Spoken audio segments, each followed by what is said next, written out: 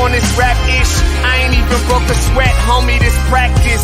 Pondering my next move, staring at my track list. Hope I ain't miss my window. Praying like a Baptist, Seattle's own. Tired of this Game of Thrones. They made a list of the best rappers and guess who wasn't on? While the disrespect continues, I'm steady packing these venues. Guess if you ain't at the table, you on the menu. And I'm that spitter, baby. They don't want you to see, but everybody south of Capitol Hill's rocking with me. Boys smoke the trays and ponder getting their life together. I'm comfortable with my role, so I'm like, whatever. Me? I ain't got a job, but I work hard. And you don't work hard, but you got a job. The irony is I'm judged while you feel the applause. I'm slept on, that's why I had to set this alarm. My dudes is armed, I'm armed with this arm charm. Body banging like she got that cream from Barry Bonds. Yeah. I did it for the city, I did it for the love, I did it for the people, I did it for us. That Dre season is here, a real hitter with a mic, I'm everything that they fear. With that, hood ain't the same, I was all on their ass, I'm level-headed. So yo, my dudes love when I spaz, and I'm so over Seattle's passive-aggressive attitude. They don't call you back, what they really saying is F you. While I'm from the same place, I move at a different pace. I prefer if you just said it to my face, damn, I did it. I did it for the city, I did it for the love, I did it for the people, I did it for us. Average dudes with they average spit, writing average rhymes, knocking average shit. The closer I get, I can feel the people starting to shift. I'm loyal to a fault, and everybody can't come with. Rap's a rich man's game, I'm only playing with change. They bang models and singers, I'm knocking my old flame, I'm different. The crowd, I move with the chosen few. Black thoughts, I could be the front man for the roots. No diamonds and gold, I'm on my sticks and stones. If we can see your panty line, you should have on a thong. My team is strong, through this fire we forged a bond. And they already know what it is when I get on. To the hearse, party like it's December 31st. When I'm on my deathbed, I probably cracking my nurse. You ain't got the bars to compete.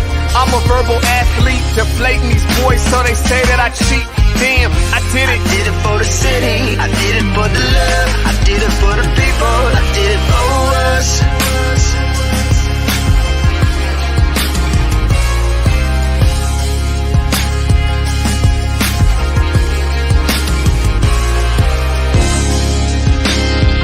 Yeah.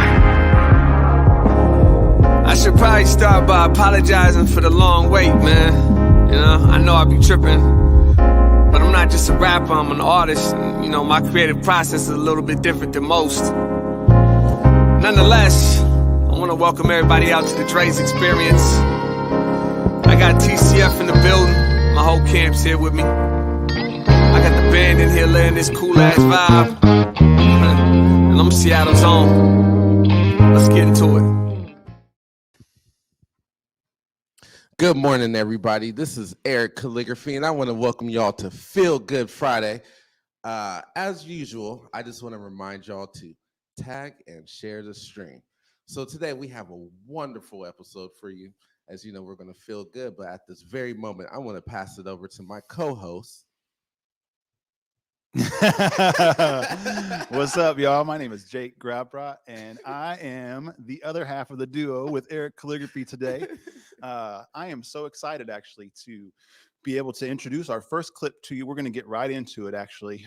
This is a clip that we were able to be a part of, actually. Converge was asked to come down on Monday of this week for the inaugural flight of Alaska Airlines Commitment airplane.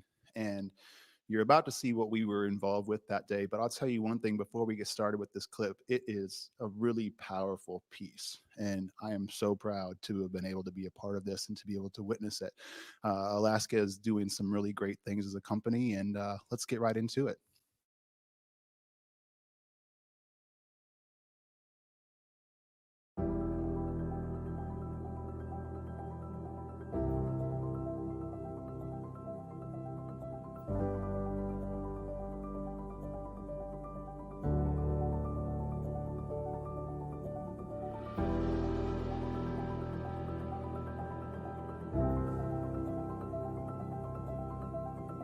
My first thought was, oh my God, like, I'm on this plane. This is so big, so revolutionary. No other airline has ever done this before, so this is really the coolest thing in the whole wide world. My dad is one of the people that works with the diversity, equity, and inclusion team here at Alaska Airlines, and so they asked those that had children that wanted to be on the plane to submit some things, and here I am. I'm so excited.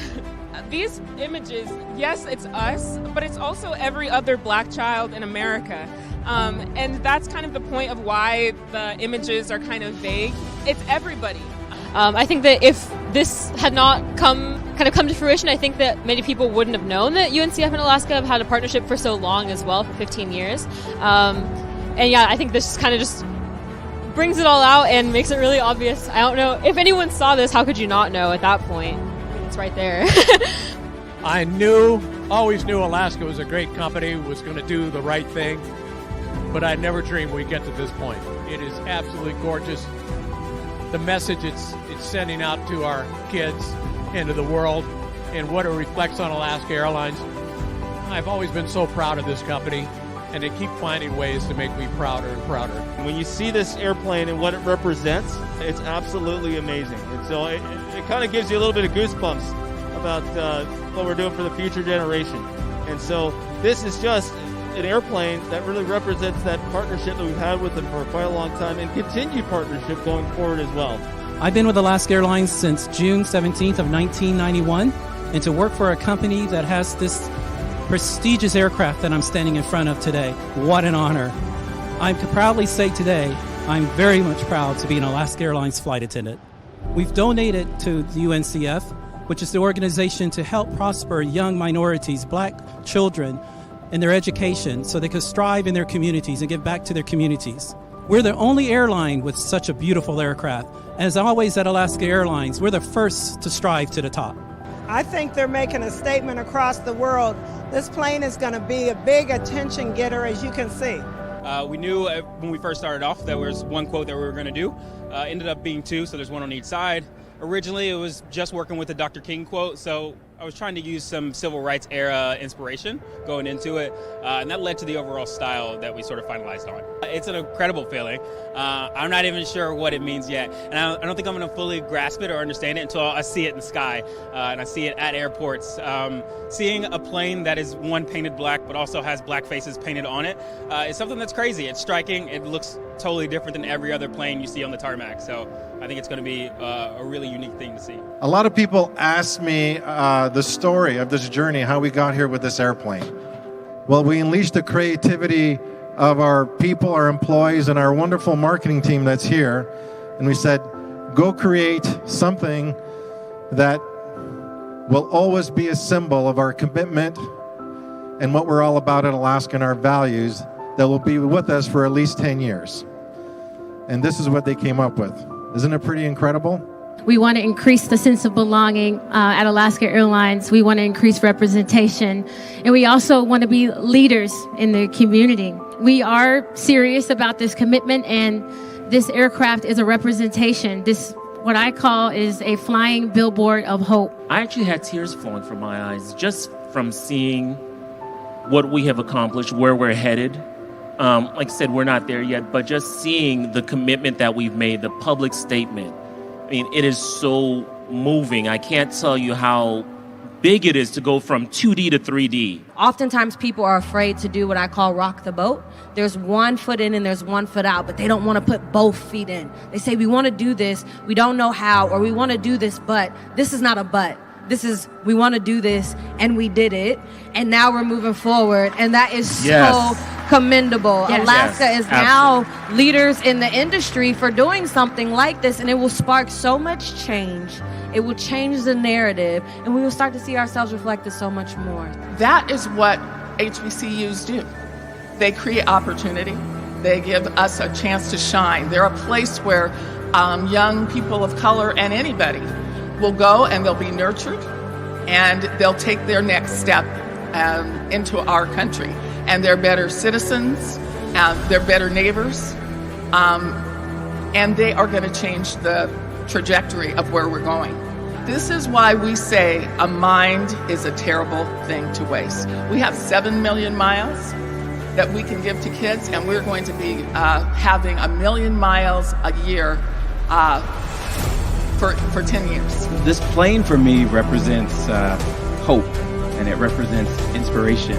And it reminded me of how important representation really is, and how important it is to be able to see yourself in something bigger, and to see people that look like you, and to see yourself being more than maybe what you thought you could be. We hope that all the Black children who see this plane can see themselves on it as well, and in that way, it's not just 14 of us on this plane, it's millions. Now, who wants to go on a spin on this beautiful airplane?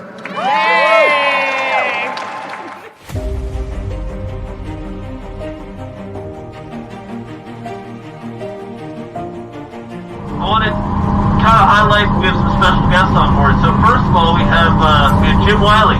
So Jim Wiley, 25 years retired airline captain here at Alaska, but he was the first Black pilot we hired here at Alaska Airlines. So awesome. Bring him out of retirement, I'm going to have a fun run with us and fly with us, of course. So.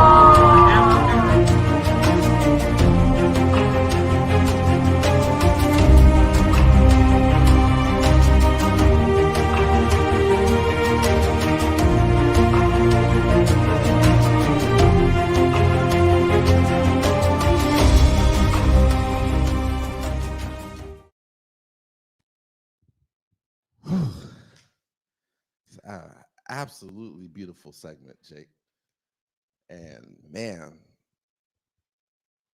the importance of just a few things in that video, such as, history, such, the first pilot ever, right?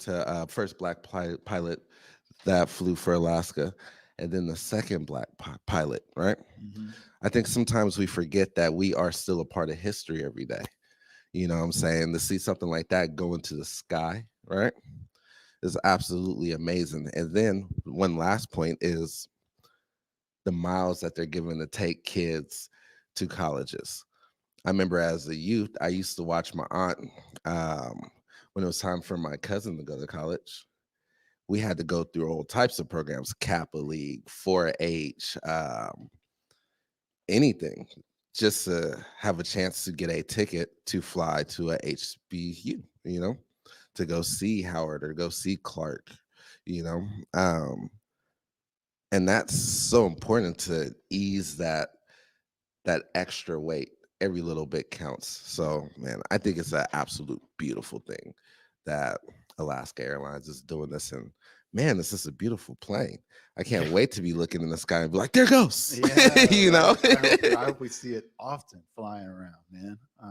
And I mean, Alaska has the means to be able to do something about, what you just talked about. It's a company that obviously is airplanes and commercial flights across the country. And so, that they're taking the initiative, and have been, this is something that they've been doing for 15 years. I only fly Alaska, so it's actually something that I was aware of, but to be able to see it and to see their literal commitment to helping students, to helping children, not just in going to visit for, visitations for colleges, but also getting home, on breaks, getting back from breaks. Those are financial hardships that, many people face, in not just, the long-term college debt that goes along with it, but all the little things that can come along with it and the in-between. So kudos to Alaska really for stepping up and not just, not just talking, but truly walking, or in their case, flying. It's not just talking the talk, but it's flying the fly, and they're doing it. Again, that was so cool to be a part of, and I can't wait to see what these next 10 years of that plane being in the skies will mean to people. And I really hope to see it. I hope to fly on it again someday, in all honesty. So we'll look forward to that. Yeah, man, I can't wait to see my nieces, my nephews, and most importantly, little O. Wherever little O is at, I need him on that plane very shortly. Indeed. Come back from Chicago, little O. Come back from Chicago. We miss you over here.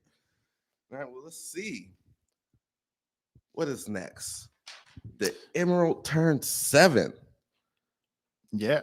Seven. That's the number today, apparently. There's 7 million miles that Alaska had. The Emerald turned 7 yesterday and had a celebration for it. How cool is that, first of all? We we work quite a bit with the Emerald. Obviously, Marcus and his staff have been a huge part of what we do over here at Converge.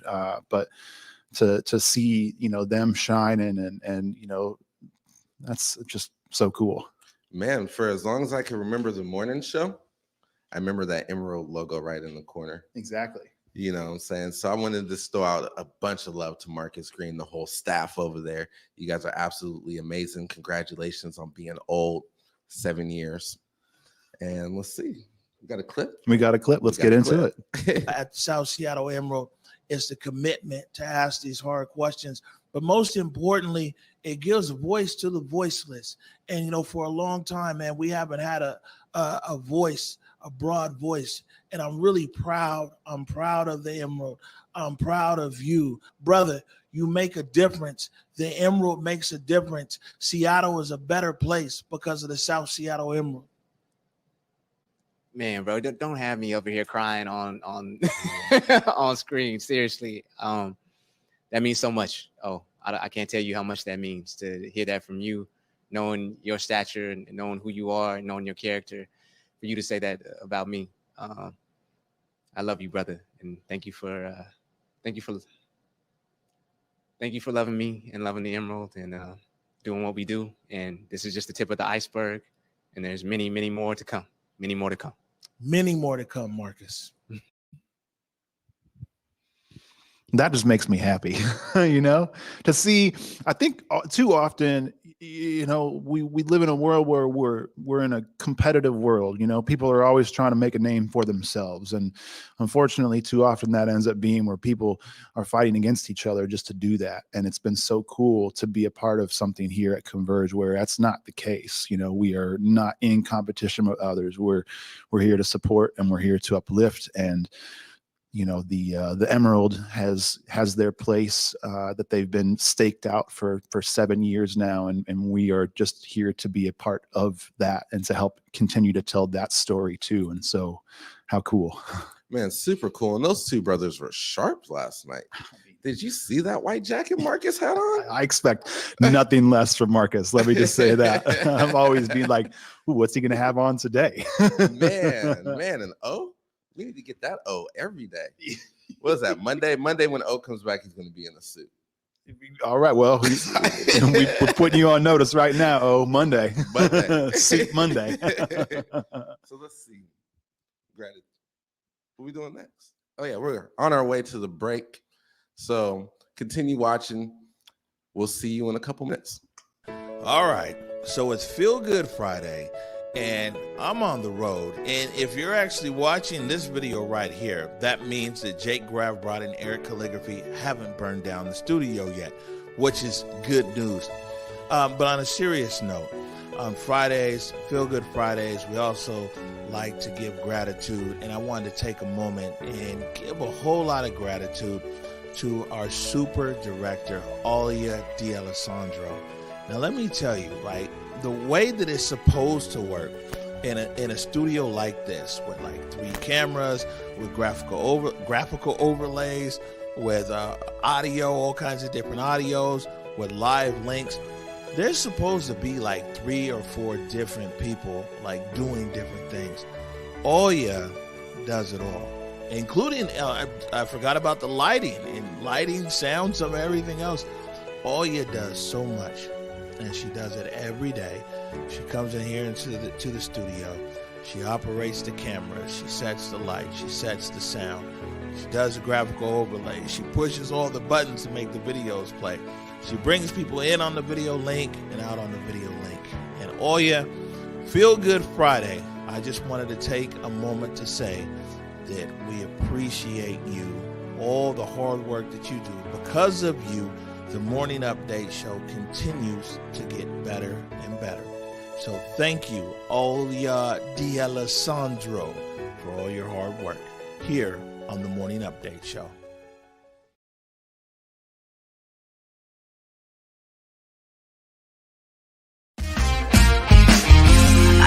for the city, I did it for the love, I did it for the people, I did it for us. Back on this rap ish, I ain't even broke a sweat, homie, this practice. Pondering my next move, staring at my track list, hope I ain't miss my window. Praying like a Baptist, Seattle's own.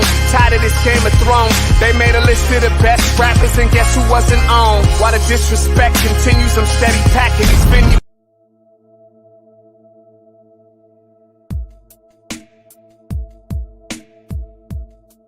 Converge Media produces culturally relevant content for Black and urban audiences. Our coverage is raw, transparent, and objective, praised by community leaders, government officials, and residents.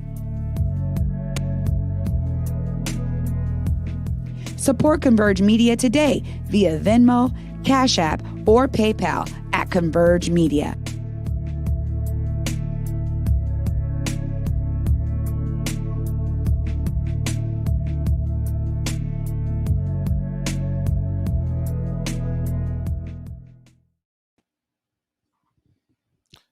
Man, gratitude, feel good Friday. Thank you, you're the best. You made me smile a lot. So if you did not hear that, that was Alia saying, thank you, oh. You're the best. You make me smile a lot. Correct? Yeah.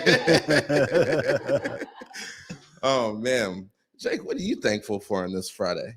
Oh, man. I mean, I got a lot. I think we're actually going to get into that a little later in the show, specifically what we're thankful for. But I will say, and just to comment about that gratitude break right there, I've said it before a number of times, but I've only worked for a few people over the course of the last 10, 12 years. Most of it has been spent working for myself. And Omari is a boss that leads definitely by example. And I'm proud to be working here at Converge. And I thought that was so cool what he just did. And caught all of us really kind of, by surprise. And that was so cool because it is, you see the people that are on the cameras every day on the morning show.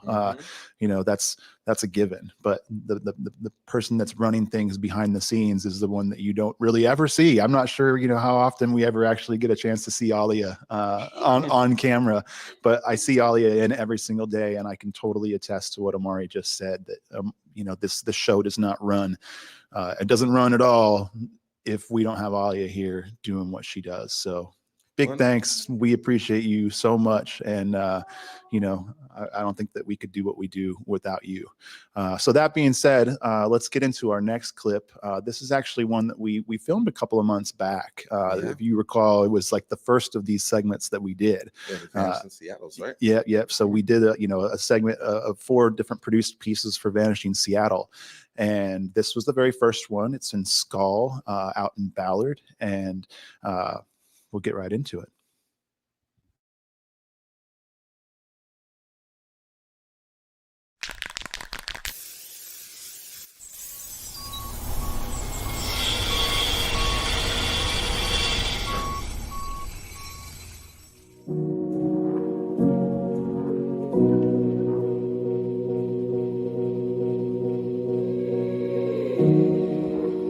So Ballard started as a Norwegian fishing village, and over the years, in the last 10 years or so, that started to lose some of the Norwegian and Scandinavian-facing businesses in the area.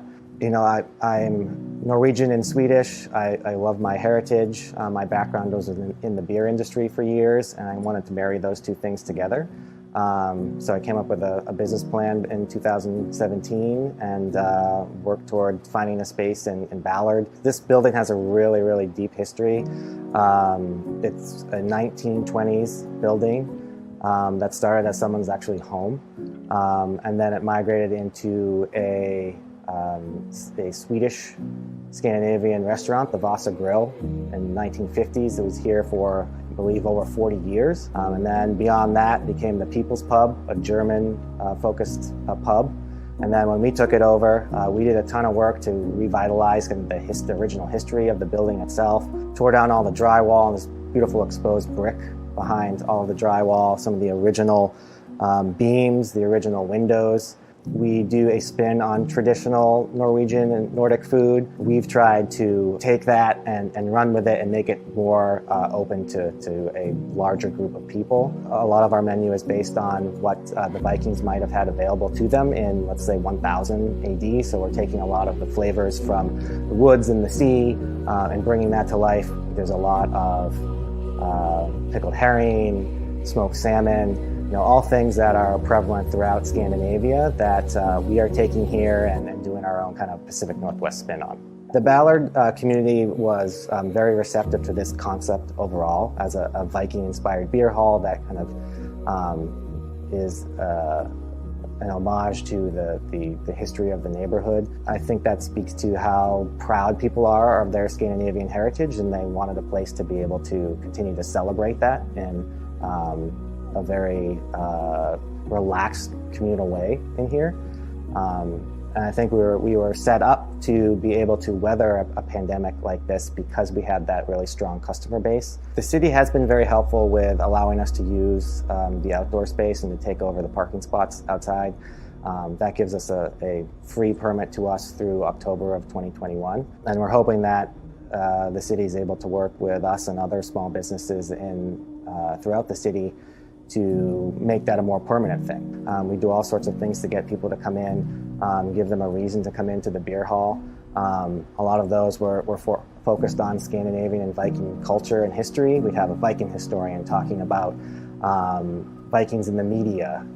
We did everything from mushroom foraging classes to the history of the Pacific Fisherman Shipyard that's right behind us here in Ballard, to Name That Tune with a drag queen, did Vikings of Comedy series in here. So we had a really, really strong programming effort that we really hope to bring back once we're able to have a bunch of people back inside the beer hall.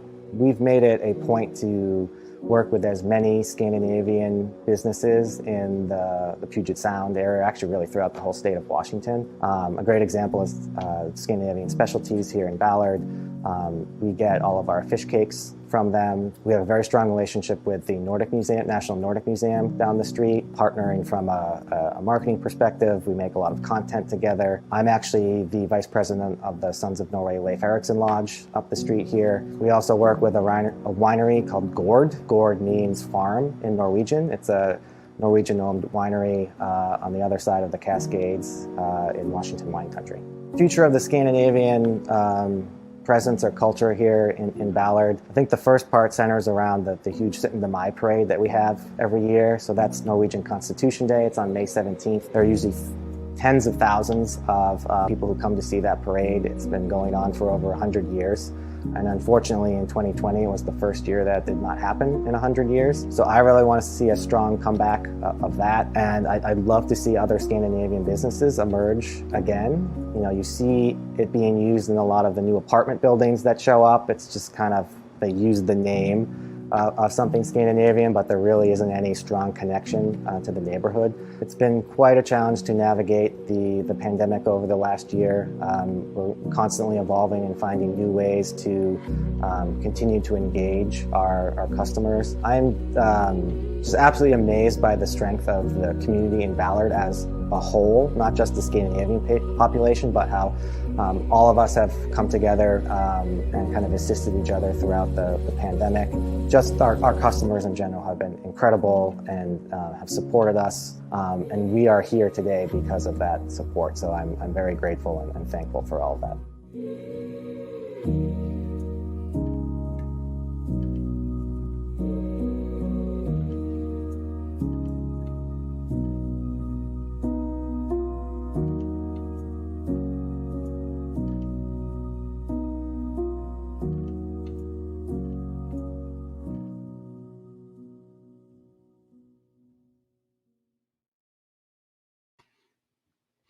You know, what I really liked about that whole series of segments was that it was in conjunction with Vanishing Seattle, which obviously, if you know Vanishing Seattle, they've done a great job of highlighting so many of the buildings and businesses and houses across the city that are being torn out, that have been torn out, that are, you know, about to be bulldozed for one thing or another. And so this whole series was actually done with businesses that are that are fighting and scraping and clawing along to stay alive and not vanish. And so, one thing that I definitely gleaned from that particular piece, as he talked about just the preservation of the culture and the history of a neighborhood. And I think that that's something that we just in this city have really lost, is the value of what our history is in this city. And we talked a little bit about it during the actual segment itself while it was airing, Eric. And what are your thoughts? Well, my thoughts is I really feel like people over property, man. At this point, my neighborhood, the Central District, is becoming less and less of what I remember.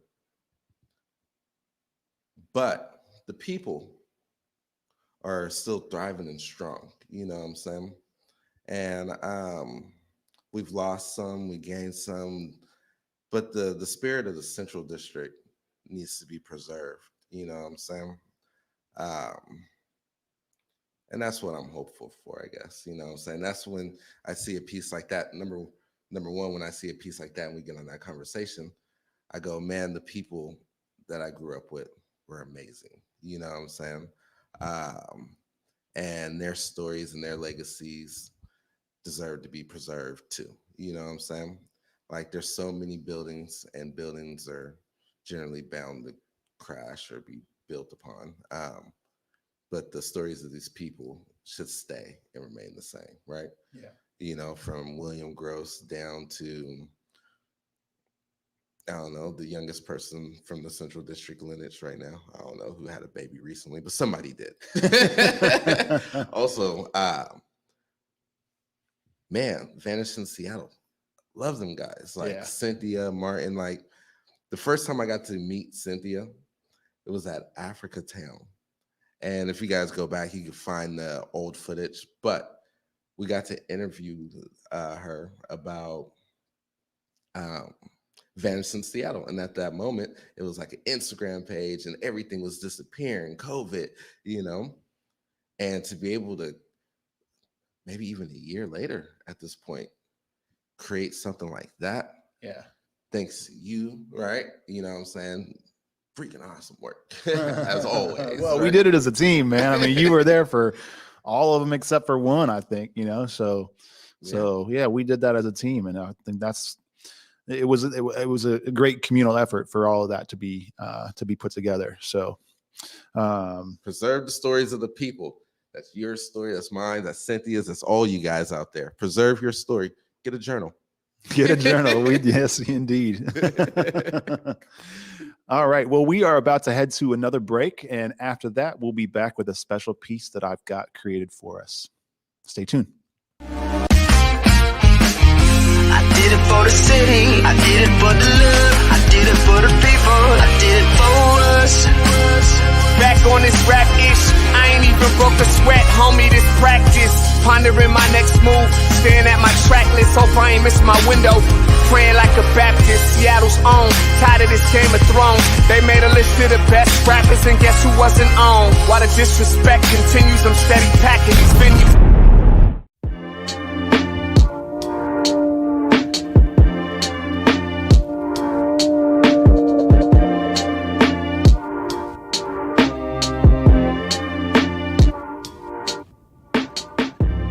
Converge Media produces culturally relevant content for Black and urban audiences. Our coverage is raw, transparent, and objective, praised by community leaders, government officials, and residents.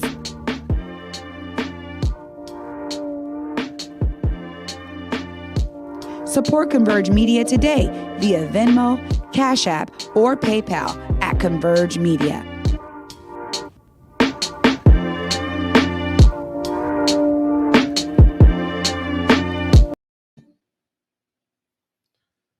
Welcome back to the morning update show. How many times do we got to say that? How many times do we miss it? I don't know, but if you say it 3 times, then you're bound to remember it forever after that. Yeah. Welcome back to the morning update show. Welcome back to the morning. No. There we go. You got it. All right, going into this next segment. I have to say I'm truly excited about this because one, I've never seen it. 2, I remember the time period. I remember the trip that you went on, right? I remember you becoming an old man, right? Yeah. And I definitely remember catching you after and giving you the biggest hug, you know what I'm saying? And the love that was felt. I don't know what to say about this, so I'm going to pass it to you. And then I'm going to have so much to say afterwards. All right. Well, so last month, I turned 40, and that kind of blows my mind because I remember thinking to myself, actually, the first birthday that I ever remember my dad having was his 40th. And my mom, had a big party for him because 40 is a milestone. And so I had a plan to go on a road trip in March, and that was going to be starting with heading down to Phoenix, and I was going to see my dad, where my dad lived at the time, and then go on a week-long road trip across the Southwest. And right before that trip happened, my dad passed away. And so my trip still happened, and I felt like there was a way that I needed to be able to honor my dad. And my dad instilled in me from really early on a love of being outdoors. It was early where I would go outside and just play catch with him after he would get off work. I would look forward to him coming off work, and we'd go out in the street and play catch. But later on in life, one of the last places that I ever actually was able to take him was on a trip to the Grand Canyon, and he had Alzheimer's. So that was an undertaking in and of itself. But I felt like the best way that I could possibly honor my dad would be to film something in the Grand Canyon, and you're about to see what I filmed. Here we go. 2 weeks ago, when I had this road trip planned, I had never even considered actually going to the Grand Canyon, let alone hiking down to the bottom. But life doesn't always give you exactly what you plan for. And 2 weeks ago, my dad passed away of a long battle with Alzheimer's. But when I started to think about things that I could do in a way to honor him, as well as to grieve in the kind of way that I uniquely do, I realized that one place that we consistently were able to go to, especially over the course of the time that he lived in Arizona, was the Grand Canyon. A couple of years back, my ex-wife and I decided to take him on a trip to the Grand Canyon. And it was the last place that I was ever able to go with him. It was difficult because he was having trouble with his walking and his equilibrium, and he got scared easily and didn't know where he was and wasn't very active to begin with at that point. But it was the last place that I was able to go with him that was our own. And I remember on that trip he actually said multiple times along the drive, or even in the canyon itself, as the light was hitting the walls just right, he commented on the colors, the reds and the pinks. So the canyon is a special place, and I realized that if I was going to do this trip right, I needed to actually integrate the Grand Canyon into it. And instead of actually being able to see my dad before this trip started, I was going to instead be having to grieve my dad over the course of this trip. It was too close to home, if you will, and I was also too close to the actual trip itself to even consider doing anything differently. This trip was going to happen, and that's all there was to it. So I added the Grand Canyon into this and decided that the one thing that I could do that would mix things up a little bit, that would also kind of honor him in a way that I wanted to, was I was going to actually hike into the Grand Canyon itself. There was a point when he and I and my mom and my son started the South Kebab Trail and made it a mile down and then came back up. That was as far down, I believe, as he ever actually went into the canyon itself. And I thought to myself, this is what I need to do. I need to take my dad with me. I need to go into this place and spend time in this hallowed region, this beautiful example of what Earth has to offer. And I need to go. I need to take the memories of my dad there. I need to create new memories even without him. And I'm going to do this hike. I'm going to make it down to the bottom. I'm going to show him a place that he's never been, inside of a location that he's been many times. And so I set out to go on this road trip with this final task of completing the hike in and out of the Grand Canyon as my goal. The week itself was going to be spent watching sunrises and sunsets, sunrises especially being the thing that makes me think of my dad, because the day that he died I was on a walk, and I kept on walking super early in the morning heading north with the most furious of pacing and the intention to just keep on going and keep on going and keep on going and keep on going and not to look back. And for whatever reason, right around sunrise that morning, I decided to turn back, and I saw the most vivid and vibrant of colors that I've ever seen in a sunrise, and it was the colors, the exact same kind of colors that would have wowed my dad and marveled his attention to the point that he would have exclaimed, "Look at that, that's really pretty." And I felt like that was my dad that morning, and so I've been intentionally trying to seek out sunrises, and I thought to myself, on this particular trip, that's what I'm going to do. I'm going to do that every day. I'm going to be up for sunrise, I'm going to be out for it, I'm going to be present for it, I'm going to meditate with it, I'm going to breathe it in. And so I did.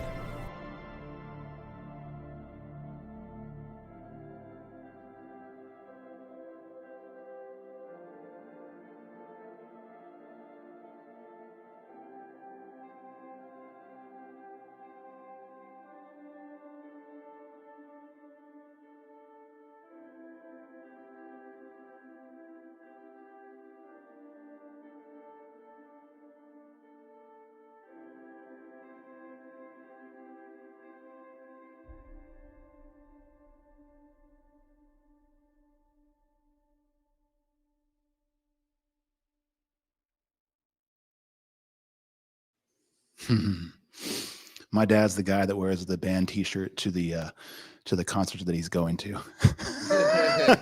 As you can see, he wears the Grand Canyon T-shirt to a Grand Canyon trip.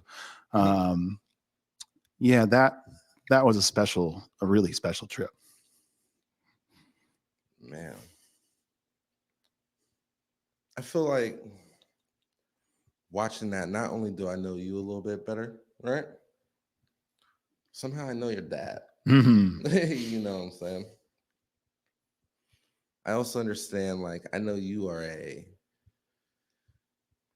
sunrise, sunset type of guy. You catch them every day, right? One of the other, or if not both, yeah. If not both.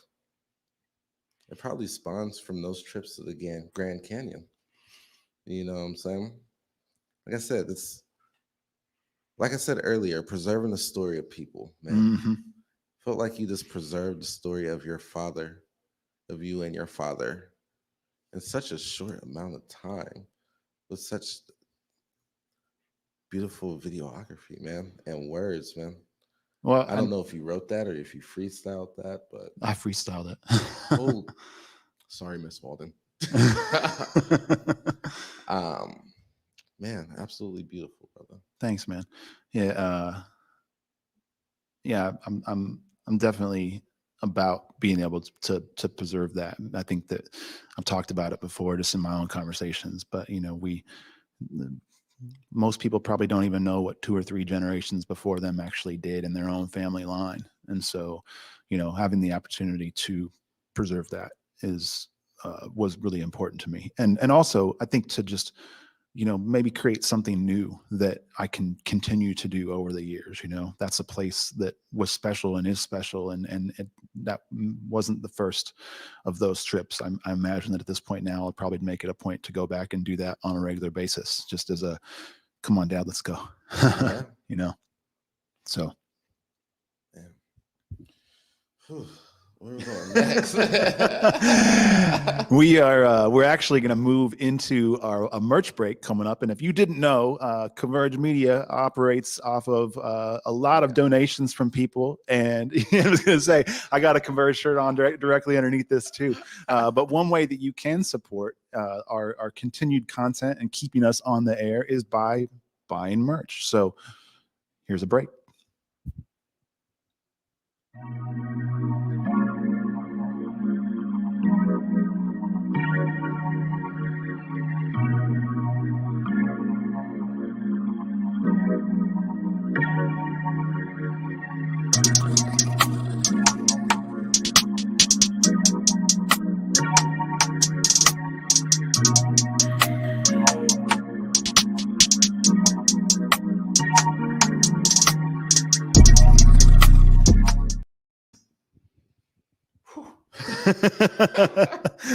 And we're back.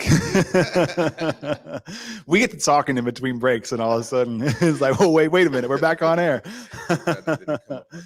So our next segment, I want to actually throw it over to you, Eric, because a couple months back we filmed a piece for Communion, which is a new business in the Central District, and we talk about preserving, but also for new businesses that are getting their start off the ground, them being able to continue on and get their information out there. It was really cool to be a part of this for Communion, and so you get a chance to eat there often, yeah? I generally eat there like once a week. Once a week is often. They got fried beets. The red beans and rice were on the menu the last time I went there, but those are great. The fried okra. There's a lot of food there I love. But more than the food, I love the sense of family, the sense of communion, I guess, COVID restrictions, generally go there, you would have to eat outside. But it's also right next or under the Liberty Bank building. It feels like the last piece of the CD, like the Central District is back. You know what I'm saying? You have Earls right there. You have a lot of Central District natives that live in the Liberty Bank building. So you get to see people you haven't seen in a long time. You get to have conversations. I love everything about Communion. And they also hired a bunch of like family and friends from the Central District and community. Yeah. You know what I'm saying? So love Communion. Well, let's get into this piece. Here we go. Let's go.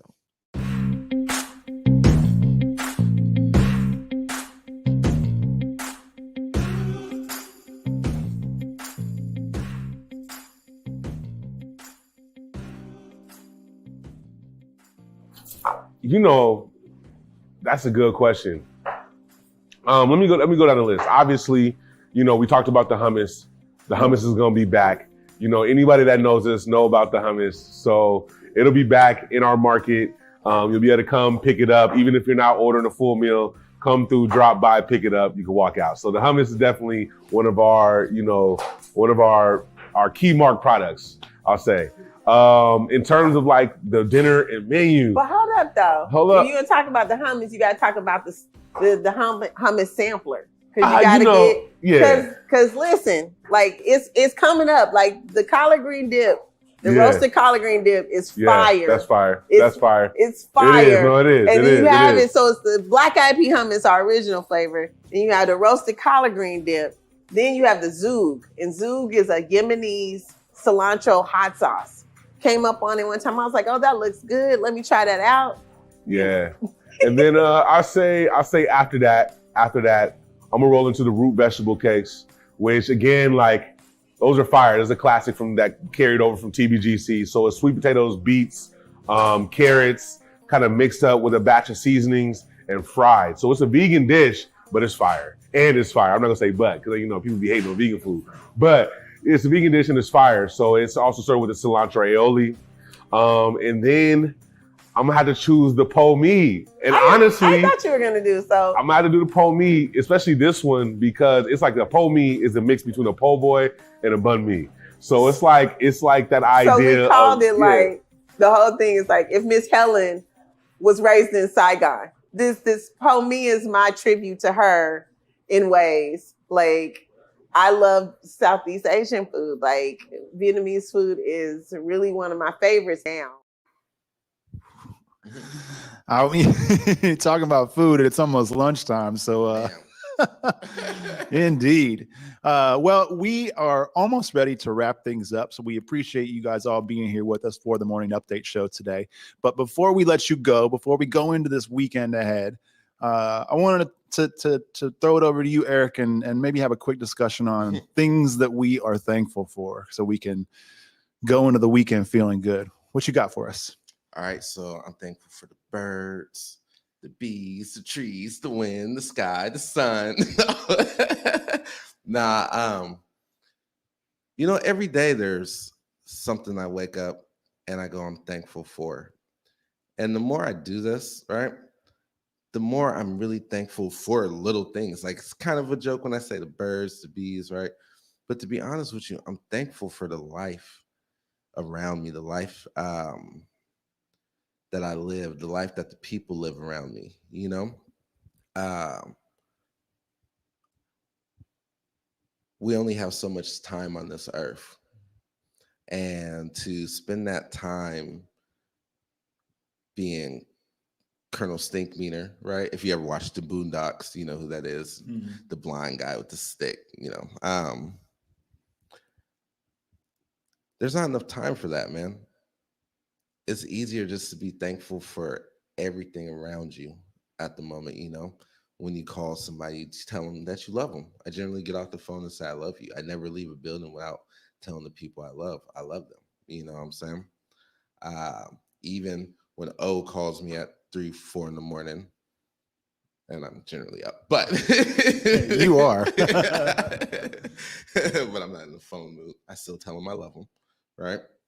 So, Alia, I love you. Thank you, Eric. It's Alia day today, right? It is every day. Every day, man.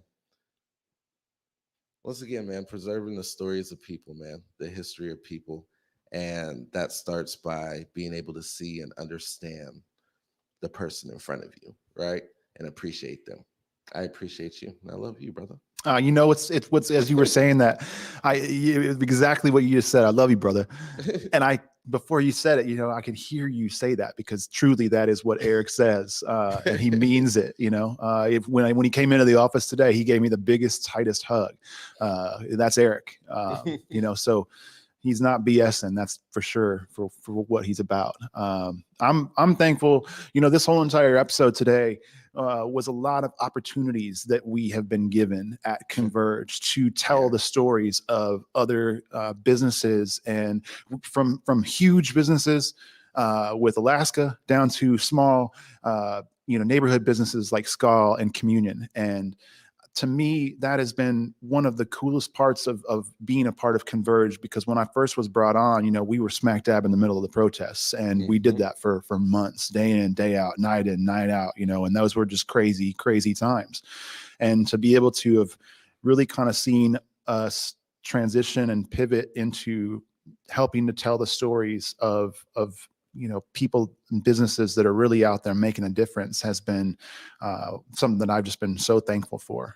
So, you know, I could go on for days, because I definitely, I'm a grateful person, but that's definitely something that this episode really put into the forefront of my mind, was just that we are in such a awesome position to be able to help tell these stories, and I couldn't be more grateful for it. And we're grateful to you as an audience as well, because if we were, you know, we do it just for Mama Walden, you know, we know that, and everybody knows that, but we are so grateful that we've got an audience that, you know, some days is great and some days is, you know, a little bit less than great numbers, but we don't care. We will do it for you guys every single day. And so we really appreciate you all tuning in and being a part of this and supporting Converge as well, because, you know, it makes a difference. Man, Feel Good Friday. I think we did it. And we should do it more often. I like doing this with you. Yeah. You know, if it means giving Omari and Trey an extra day off or so, I like it. Yeah, they deserve it. Also, we got to say, we love you, Trey. We love you, O. Yep. I don't know what plane they are on separately. I don't know where the heck they are, right? But when you guys get back, I'm going on a vacation. Even though I was on a vacation last week. I'm going on vacation. I'm always on vacation. It's always time for a vacation. It's like. Well, thank you everyone for being a part of Feel Good Friday today. We're going to send you out into the weekend. And with that, have a great one. Peace. Lift every voice and sing till earth in heaven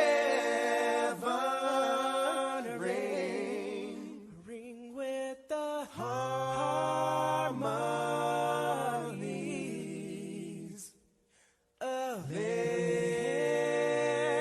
liberty. Let our rejoicing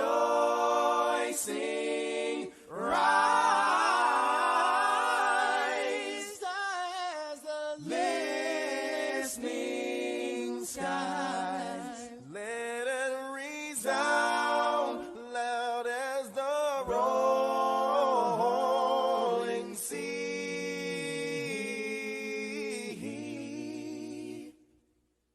Sing a song full of the faith that the dark past has taught us. Sing a song full of the hope that the present has brought us.